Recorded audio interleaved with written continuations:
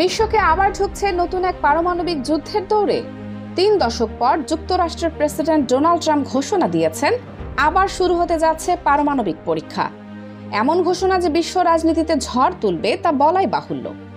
Trump তার social media platform truth সোশ্যালে লিখেছেন, অন্য দেশগুলো তাদের পারমাণবিক কর্মসূচি চালাচ্ছে, তাই আমিও যুদ্ধ বিভাগকে পারমাণবিক পরীক্ষা শুরু করার নির্দেশ দিয়েছি। ১৯৯২ সালের পর যুক্তরাষ্ট্র আর কোনো পারমাণবিক বিস্ফোরণ পরীক্ষা চালায়নি। তবে এখন প্রশ্ন হচ্ছে, এই পরীক্ষা কি শুধু ক্ষেপণাস্ত্রের সক্ষমতা যাচাইয়ের জন্য, নাকি সত্যিই বিস্ফোরণ ঘটিয়ে পারমাণবিক শক্তি পরীক্ষা করা হবে? বিশেষজ্ঞরা বলছেন এই ঘোষণা বিশ্বের ভারসাম্য নষ্ট করতে পারে, কারণ রাশিয়া, চীন, উত্তর কোরিয়া সবাই পারমাণবিক অস্ত্র শক্তিশালী করছে। এখন যদি যুক্তরাষ্ট্র সেই দৌড়ে নামে, তাহলে এটি হবে নতুন এক শীতল যুদ্ধের শুরু। বিশ্লেষকরা বলছেন এটা শুধু বৈজ্ঞানিক পরীক্ষা নয়, বরং এক ধরনের রাজনৈতিক শক্তি প্রদর্শন।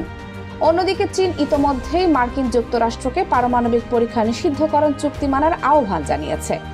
ফেডারেশন অফ আমেরিকান সায়েন্টিস্টস বলছে, গত 5 বছরে পারমাণবিক অস্ত্রের ঝুঁকি সবচেয়ে বেশি বেড়েছে, এবং যদি এই পরীক্ষা সত্যিই হয়, তবে তা পুরো বিশ্বকে টেনে নিতে পারে এক অজানা বিপর্যয়ের দিকে। প্রশ্ন একটাই, ট্রাম্পের এই ঘোষণাকে নিরাপত্তার জন্য নাকি ক্ষমতা প্রদর্শনের জন্য?